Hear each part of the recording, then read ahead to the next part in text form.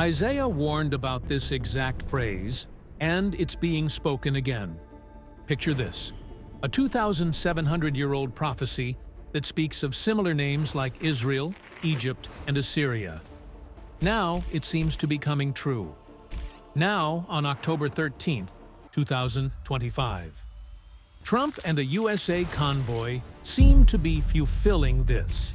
Is Donald Trump, knowingly or unknowingly, fulfilling one of the most mysterious and overlooked prophecies in the entire Old Testament?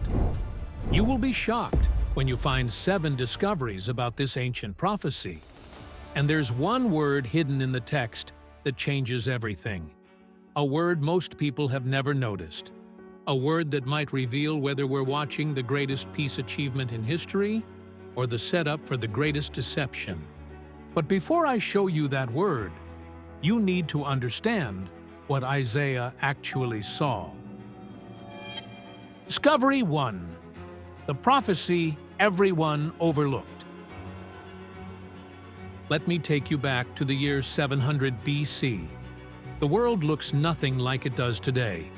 The Assyrian Empire is at the height of its power. Brutal, expansive, unstoppable. Egypt is a fading superpower, still influential but declining. And caught between these two massive powers is tiny Israel, just trying to survive. Into this geopolitical chess match steps a prophet. His name is Isaiah, and he receives a vision, a prophecy about Egypt, but not the Egypt of his time, the Egypt of a distant future, an Egypt that doesn't even make sense given everything Isaiah knows about history, politics, and the relationship between these nations. The prophecy is divided into 2 distinct parts, and here's what you need to understand. The prophecy starts with judgment. Devastating, undeniable judgment.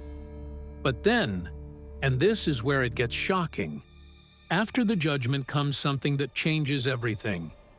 Let me read you the judgment portion first, because this is what most prophecy teachers skip over. Isaiah 19, verses 1 through 4. Behold, the Lord rideth upon a swift cloud, and shall come into Egypt. And the idols of Egypt shall be moved at his presence, and the heart of Egypt shall melt in the midst of it.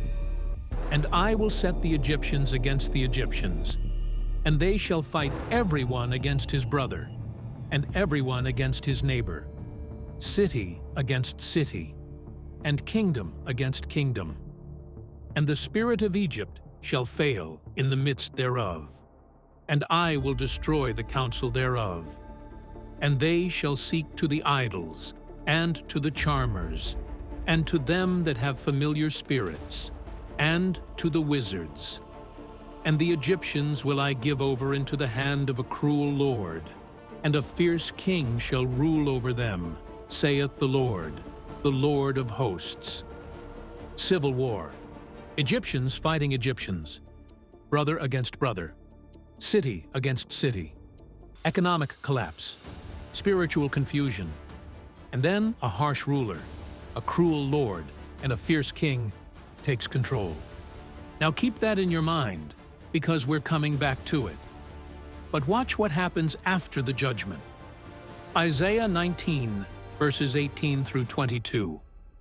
In that day shall 5 cities in the land of Egypt speak the language of Canaan, and swear to the Lord of hosts. One shall be called the city of destruction.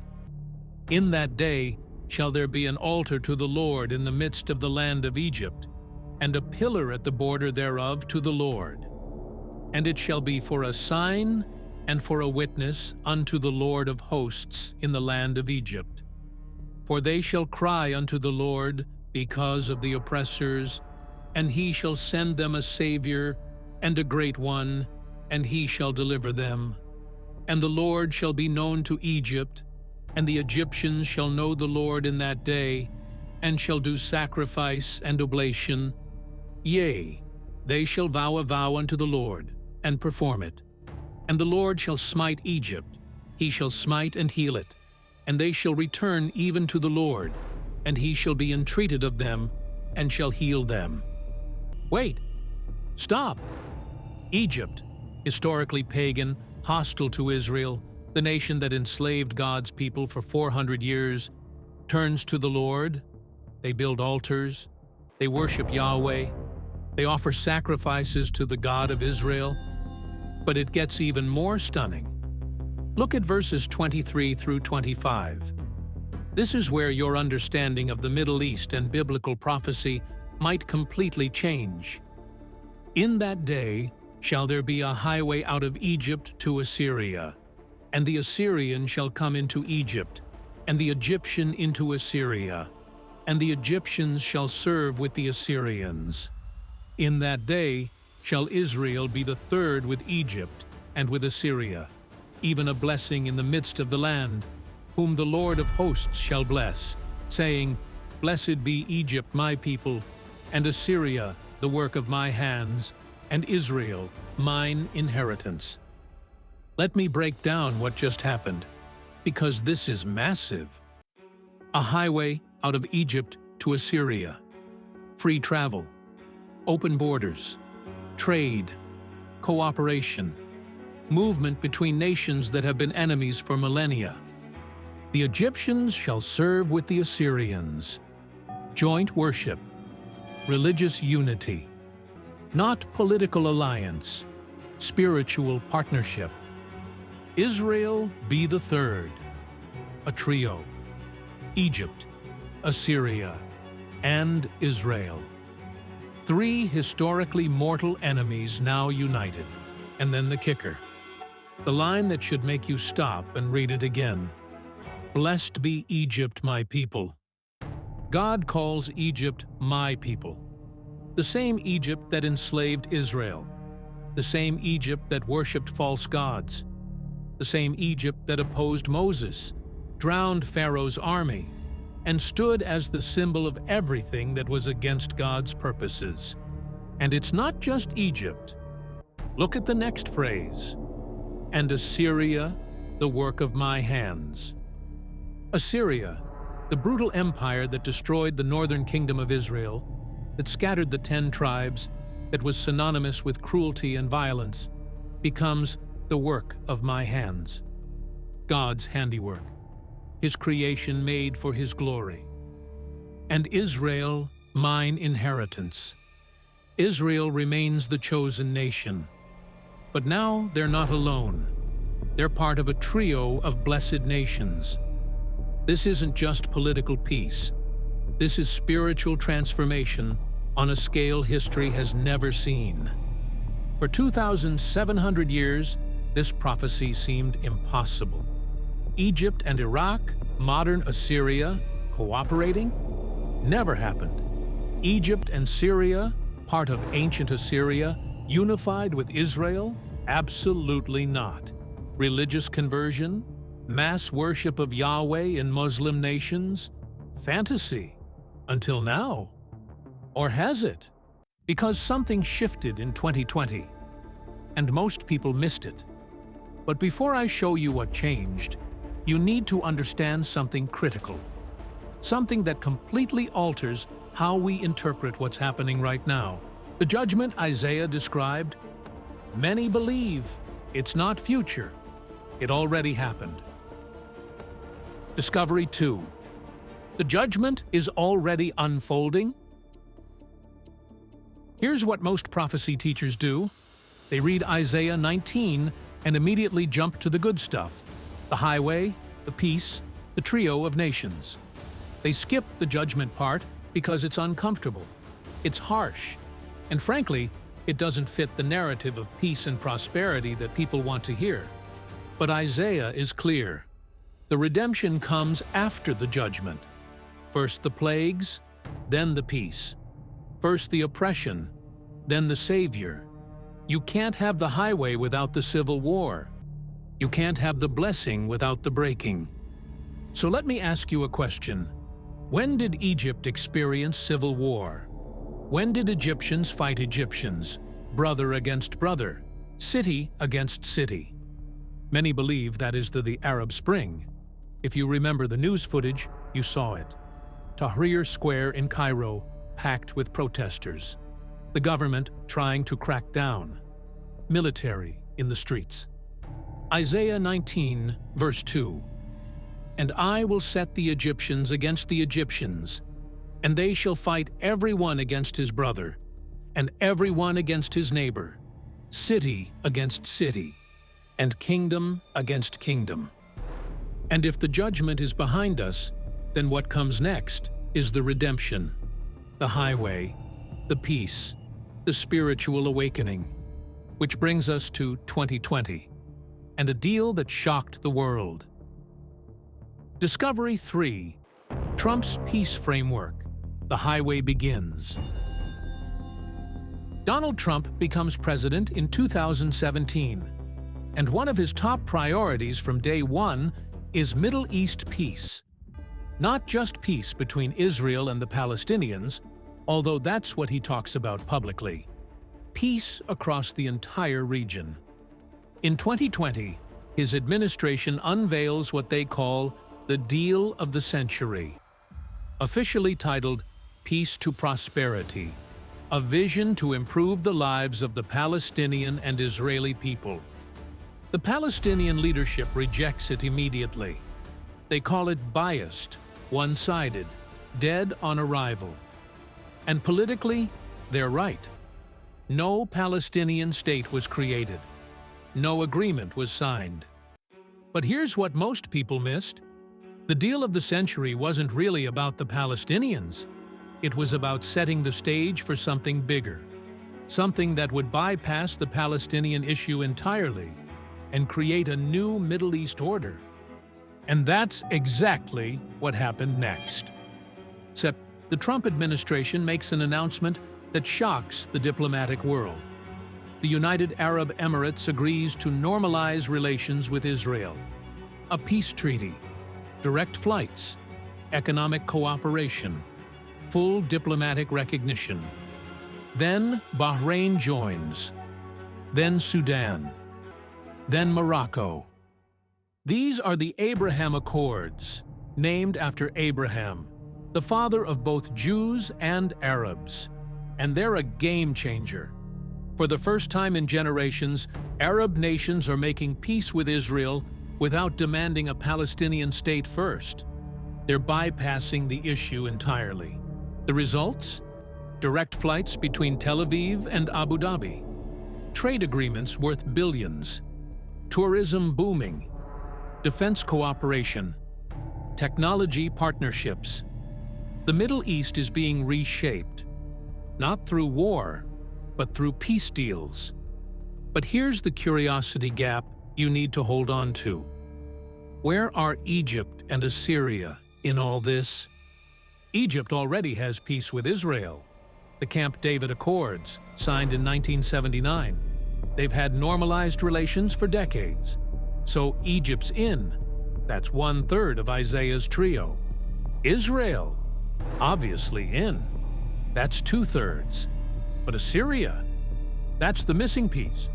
Because if you look at a map of the ancient Assyrian Empire at its height, it covered modern-day Iraq, the heartland of Assyria. Syria, hence the name. Parts of Turkey, parts of Iran, even northern Saudi Arabia. And none of those nations have peace with Israel. In fact, most are hostile. Syria is in civil war and has been an enemy of Israel for decades. Iraq is unstable. Iran openly calls for Israel's destruction. So if Isaiah 19 requires Egypt, Israel, and Assyria to be united, we're missing a huge chunk. The highway can't exist if Assyria's not part of it, unless something's happening that we haven't seen yet. Which brings us to 2025, and a development that should make every prophecy watcher sit up and pay very close attention. Discovery 4. The 2025 expansion. Syria and Iraq enter. October 2025.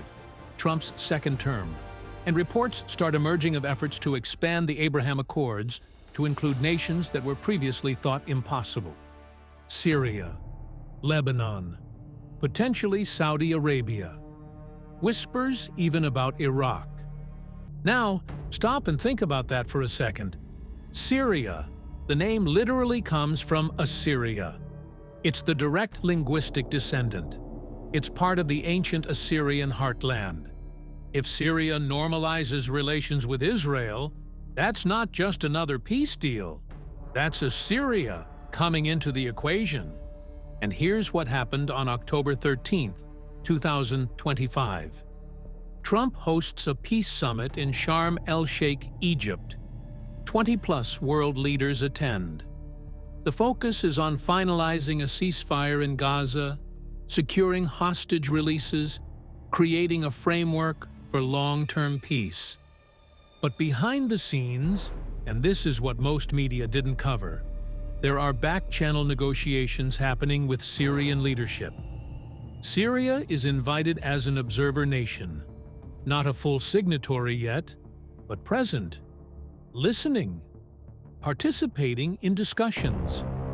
Trump announces a 20-point Gaza peace plan, and buried in the details is language about regional integration, about creating economic corridors, about opening borders for trade and travel across the Middle East. Economic corridors between Egypt, Israel, and Syria. Does that sound like a highway to you? Let me show you what this looks like on a map. Egypt to the southwest, Israel in the middle, Syria to the northeast. Draw a line connecting them. It's a natural corridor, a geographic highway. If Syria officially joins the Abraham Accords, and sources say negotiations are progressing, you'd have peace treaties connecting all three nations, Egypt, Israel, and Syria. The trio Isaiah described: free travel, open borders, Egyptians visiting Damascus and Jerusalem, Syrians visiting Cairo and Tel Aviv, economic partnerships, trade routes, joint infrastructure projects. Exactly what Isaiah 19:23 says, "In that day shall there be a highway out of Egypt to Assyria, and the Assyrian shall come into Egypt, and the Egyptian into Assyria." It's not a literal paved road. It's a corridor of peace, trade, and cooperation. And it's forming right now. So the pieces are aligning. The judgment happened, Arab Spring, and now the highway is being built through Trump's peace framework. Case closed, right? Trump is fulfilling Isaiah 19. Prophecy complete. Not so fast.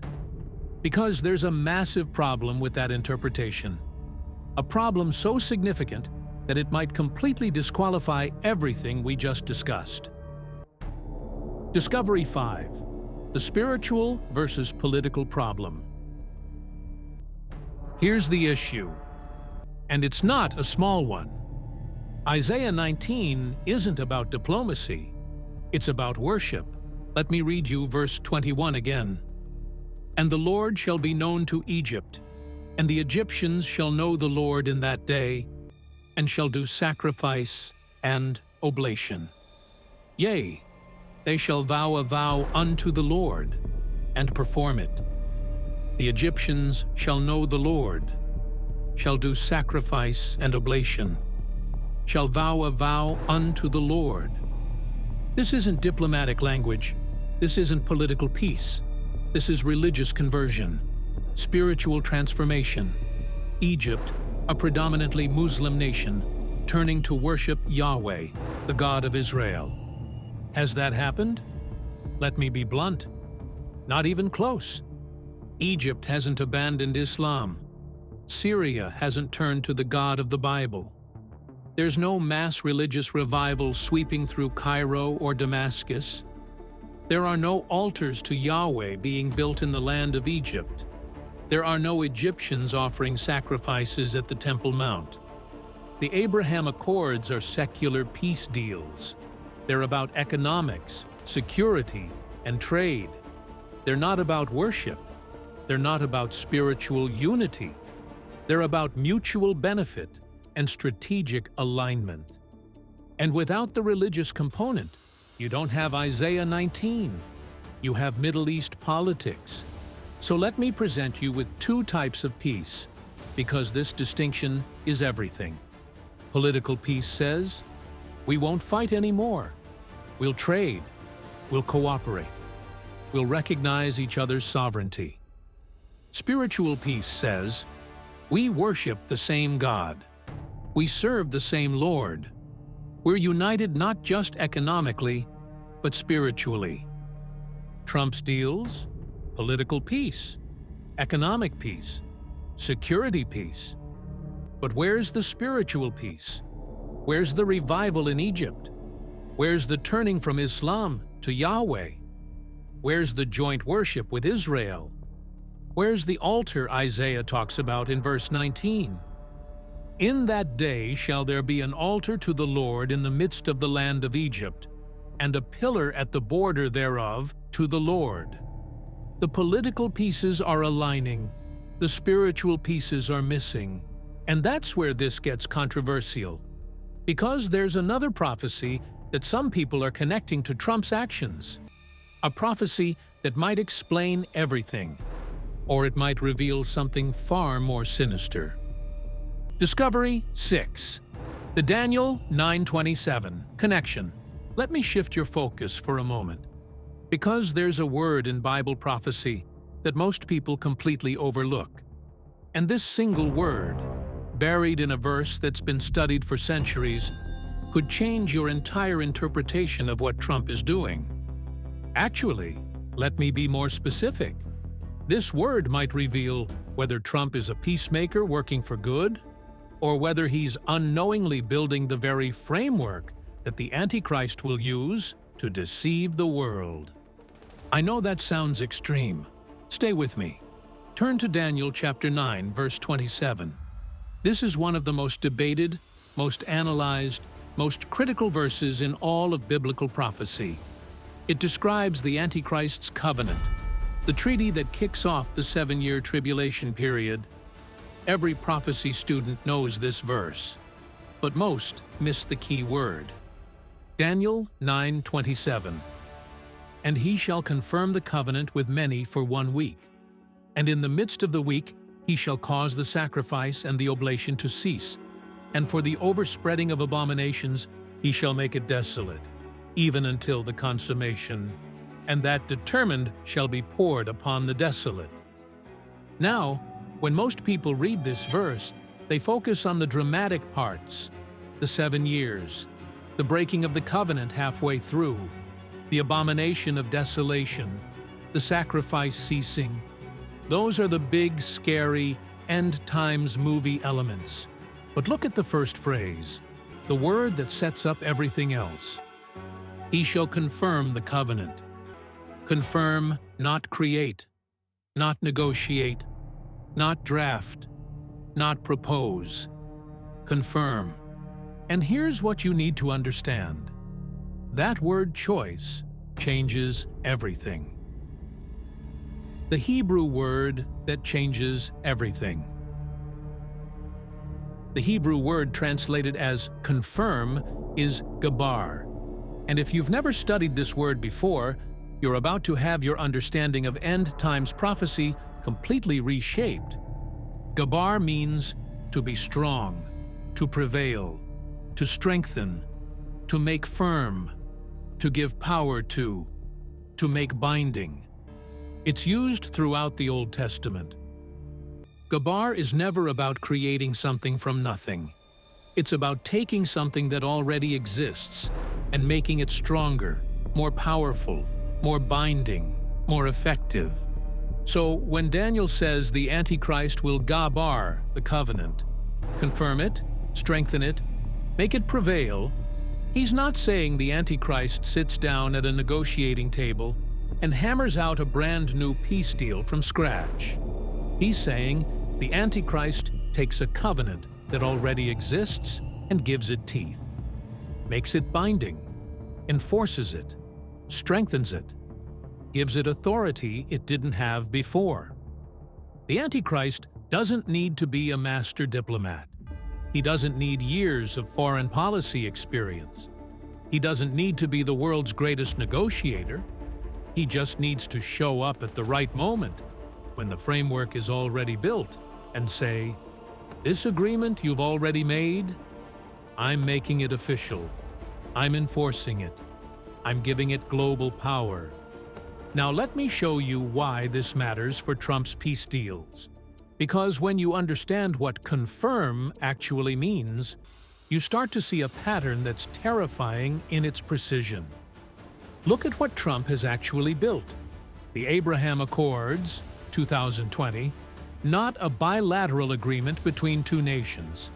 A framework involving multiple nations: United Arab Emirates, Bahrain, Sudan, Morocco, all signing on to the same structure, all agreeing to normalize relations with Israel, all participating in a shared vision for Middle East peace. The expansion efforts, 2025, Syria being brought into negotiations, Lebanon as a possibility, Saudi Arabia in talks, Iraq being discussed, more nations, more signatories, more participants in the same framework, the economic integration, trade corridors being established, investment flowing, technology partnerships. This isn't just one peace treaty.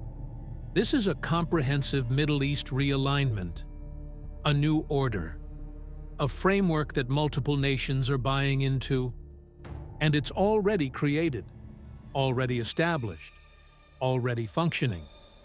Now, what if a future leader comes along and says, "This Abraham Accords framework that Trump created, I'm going to strengthen it. I'm going to enforce it globally. I'm going to make it binding for 7 years. I'm going to give it authority that transcends individual governments. And I'm going to ensure Israel's security within this framework like never before." That's not creating a new covenant. That's confirming an existing one. That's Gabar. And suddenly, Daniel 9:27 isn't about some future negotiation. It's about taking what's already built and weaponizing it. But there's another phrase in Daniel 9:27 that should make us pay very close attention to Trump's deals. Look at the next two words: with many. Not with two parties. Not bilateral. With many. Multiple nations. A coalition. A framework involving numerous participants. Now, how many nations are currently part of or negotiating with the Abraham Accords framework? Let me list them for you. Israel, the center. United Arab Emirates, signatory, 2020. Bahrain, signatory, 2020. Sudan, signatory, 2020. Morocco, signatory, 2020. Egypt, existing peace since 1979, integrated into framework. Jordan, existing peace since 1994, cooperating with expansion. Saudi Arabia, in negotiations. Syria, back-channel discussions, observer status at 2025 summit. Qatar, participating in peace efforts. Oman, diplomatic coordination. Turkey, complicated but economically engaged. That's not two nations. That's not three. That's 12+ nations, all participating in or negotiating with the same framework. With many, just like Daniel said. Now, you might say, okay, but lots of international agreements involve multiple nations. The Paris Climate Accords had nearly 200 countries. The United Nations has 193 members. With many doesn't automatically mean this is the Daniel 9:27 covenant. Fair point, but here's what's different. Daniel's prophecy is specifically about a covenant involving Israel, not climate, not general diplomacy, Israel. And in the history of modern Israel, since 1948, there has never been a multilateral agreement involving Israel and this many Arab nations simultaneously. Never. This is unprecedented, The Camp David Accords, Egypt and Israel. 2 parties. The Jordan Peace Treaty, Jordan and Israel. 2 parties. The Oslo Accords, Palestinians and Israel. 2 parties. But Trump's framework? 12+ nations all linked to Israel through a common agreement structure. All recognizing Israel. All cooperating economically and politically. That's, with many, in a way history has never seen before.